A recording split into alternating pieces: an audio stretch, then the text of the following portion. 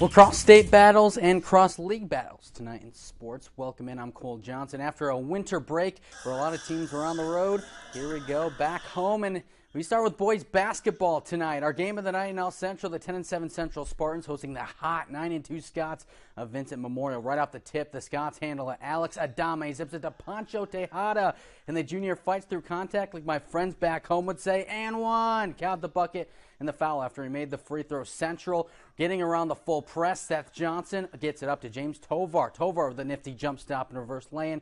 Put the Spartans on the board. Moments later, it's Johnson picking the rock away, and he scoots all the way home for the finger roll. His first points of the night. Couple trips later, Tovar, coming off the screen from Jared Martin, finds the window to feed Jacob Vargas, and Vargas banging the triple from deep as Central pads an early lead even more. Closing in on the end of the first quarter, though, it's Tejada again with the rock. Look at this. Goes through contact, throws up a circus shot. Again, kisses it off the glass for the two. Another three-point play for him, but it would not be enough as for the Scots, as Central's offense would not slow down one bit. They pull away for a big 87-61 win, putting up the points tonight. Now staying in El Centro to a cool and windy night. The Southwest Lady Eagles trying to break a 5-game losing streak with the unbeaten Gila Ridge Hawks in town. There's your cross-state battle. Early first half, Hawks in the move. Millie Vega, the soft touch over to Addison Duke. She chases it down, sets her feet, and blasts it from way outside the box, and it has enough to clear the outstretched hands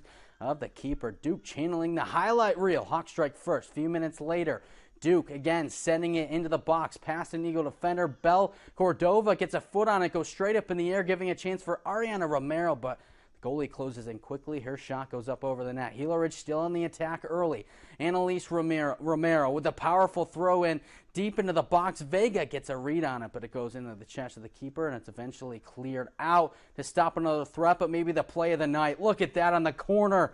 There we go. It is Millie Vega punching it in off the top of the crown for the goal. Hawks go up 2-0. Southwest would get very few chances in this one. This one being their best look of the half. Lorenia Marco up to Isabella Ramos. She has a look, but it goes right into and it's snuffed out by the keeper at the net. Gila Ridge would hold control in this one all the way through and cruise to a 4-0 win to stay unbeaten at 6-0-1 on the year. Now we go over back to Yuma Catholic and the Yuma side, the 3-2 Shamrocks on the girls soccer, welcoming in the Central Spartans on the Arizona side of the Desert Southwest. Starting in the second half, Spartans up 3-1. Big chance for Central's Emily Lopez, who takes a shot from just outside the box, and oh so close. The shot just past the left post. Spartans still up big, though.